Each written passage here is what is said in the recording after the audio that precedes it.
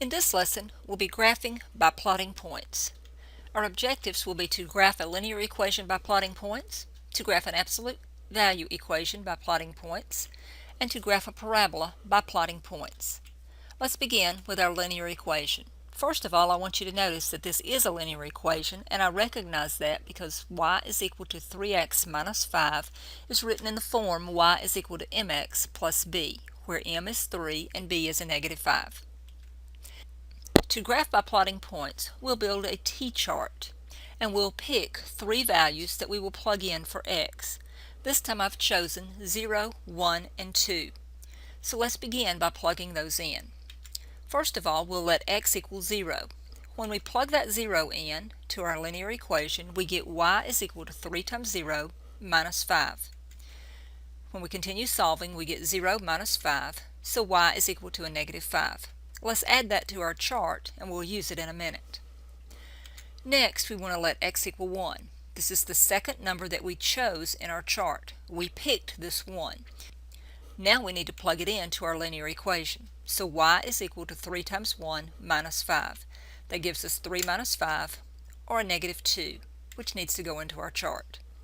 And finally, we need to plug in x equal 2. When we plug it in, we get y is equal to 3 times 2 minus 5, or 6 minus 5, for a value of 1, which finishes out our chart. I want to make sure that you recognize when you're using this chart what you actually have. Each row on the chart actually represents an ordered pair of numbers. The first pair is 0, negative 5, the second pair is 1, negative 2, and the third pair is 2, 1. Those three ordered pairs of numbers are what we will now plot to graph our linear equation. I have plotted the first one here, 0, negative 5. And so you see it 5 units down on the y-axis. I now need to plot 1, negative 2, and 2, 1. But I'm not finished graphing a linear equation until I have connected the dots, so please don't forget that step. At this point, I have now completed the graph of a linear equation. Let's go to the next example. Another linear equation we want to graph this time is y is equal to 1/3 x minus 6. And I want to talk to you about how I've chosen the x values in my t-chart. Almost always I choose 0, 1, and 2, but you'll notice I didn't this time. Let's talk about why. Anytime I have a fraction right here, I will always choose these numbers so that they are multiples of the denominator. Notice this time the denominator is a 3, so I've chosen 0, 3, and 6. If that had been a 1/4, I would have chosen 0, 4, and 8. If it was 1/5, I would have chosen 0, 5, and 10. But I always choose those numbers to be multiples of the denominator, and I think you'll understand why as we continue along. Let's let x equal to 0, just as we did before, and plug it in. So y is equal to 1/3 times 0 minus 6. That gives us y is equal to 0 minus 6, or y is equal to a negative 6. Let's put it on our chart, and we'll use it in a minute. Next, we want to plug in a 3.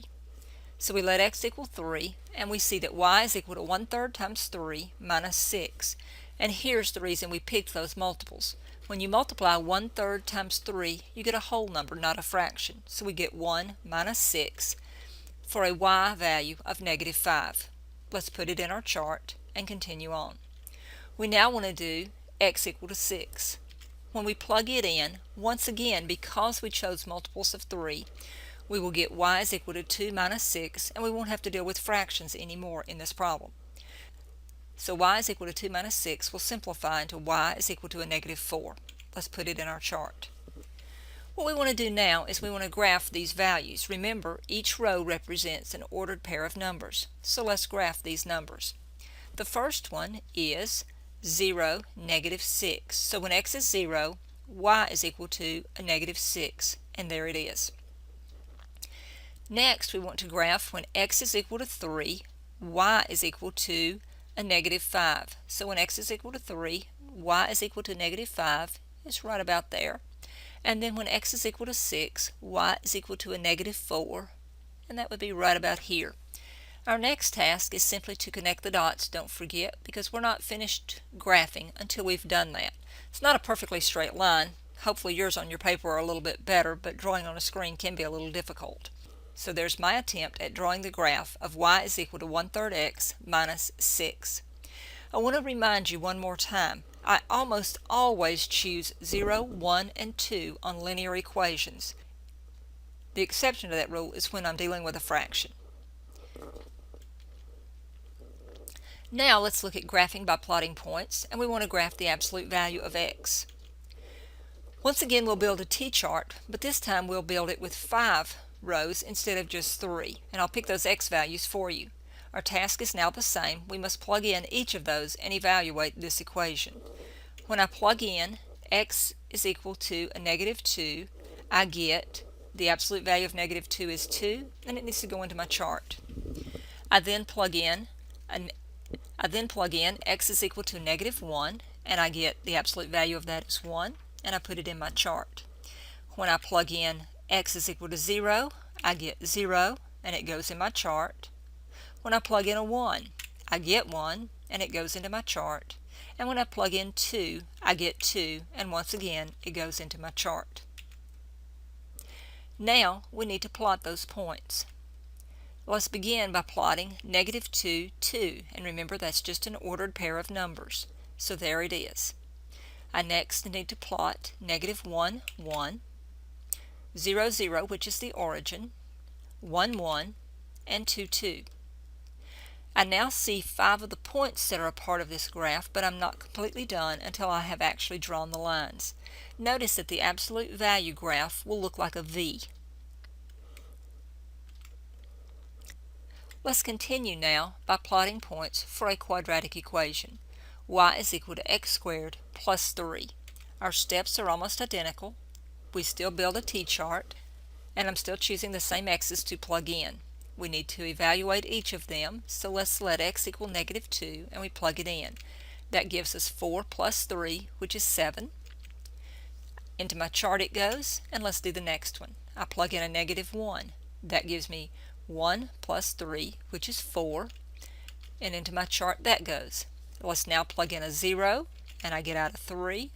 When I plug in a 1, I get a 4, and when I plug in a 2, I get a 7. I'm now ready to graph this parabola. Let's begin by plotting our points. -2, 7 is there. -1, 4 is there. 0, 3, 1, 4, and 2, 7. When I connect the dots, I have a picture of my parabola.